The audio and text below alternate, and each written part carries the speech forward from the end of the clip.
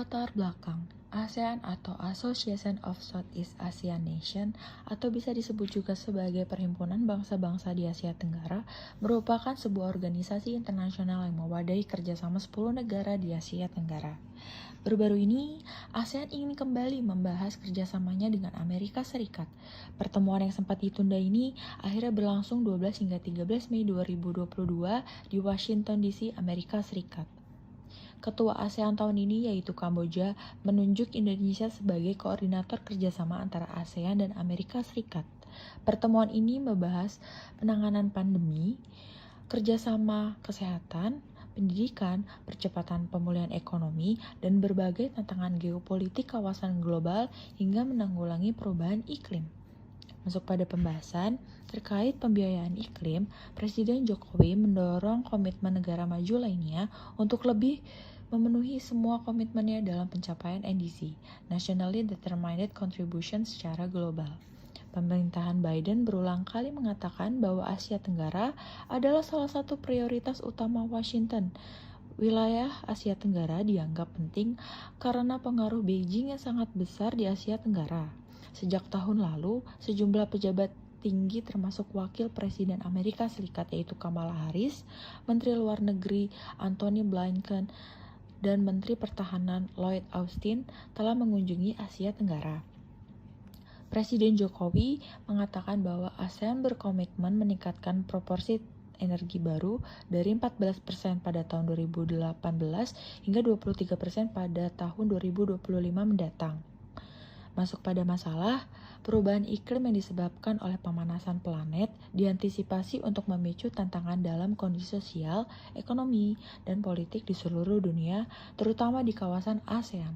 Mengingat hal ini, kolaborasi mitra di ASEAN dianggap akan memainkan peran penting dalam memanfaatkan stabilitas dan kemakmuran regional di masa depan. Sejumlah penelitian telah menunjukkan bahwa penduduk ASEAN akan sangat rentan terhadap dampak perubahan iklim karena sejumlah alasan. Pertama, dari perspektif geografis, sebagian besar populasi di wilayah ini berada di wilayah pesisir. Dalam pertemuan para pemimpin negara-negara ASEAN dengan Wakil Presiden Amerika Serikat di Departemen Luar Negeri Amerika Serikat, Washington DC, Presiden Joko Widodo menyampaikan beberapa poin penting terkait penanganan perubahan iklim, yakni membahas isu perubahan iklim, transformasi energi bersih, dan infrastruktur yang berkelanjutan. Menurutnya, pembiayaan iklim ini harus terpenuhi, lalu kerjasama transisi energi juga harus diperkuat, dan investasi di ekonomi hijau harus ditingkatkan. ASEAN hanya memperoleh 56 miliar dolar atau sekitar 10% dari total dukungan pembiayaan iklim negara maju. Hal ini tentu menjadi masalah karena komitmen negara maju untuk implementasi isu pembiayaan iklim sangat rendah. Kerjasama erat antara ASEAN dan sangat diperlukan meningkatkan geografis dan ekonomi ASEAN, saling mempengaruhi dan sangat rentan terhadap pengaruh dampak perubahan iklim. Kurangnya komitmen negara-negara anggota terhadap tindakan iklim dapat mengancam masa depan wilayah ini. Sementara itu, terkait pembahasan investasi ekonomi hijau, Jokowi juga mengungkapkan potensi peluang ekonomi yang besar dalam pengembangan ekonomi hijau.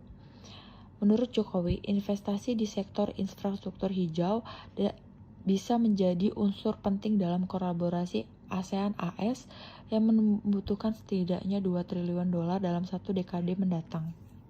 Masuk pada kesimpulan, jadi dapat disimpulkan bahwa Presiden Joko Widodo angkat bicara dan mendorong kemitraan ASEAN-AS mengenai perubahan iklim.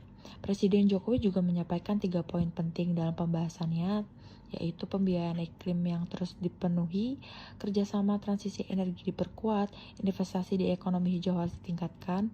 Terkait perubahan iklim, Jokowi juga mendorong negara-negara maju untuk memenuhi komitmennya dalam pencapaian NDC, Nationally Determined Contribution secara global.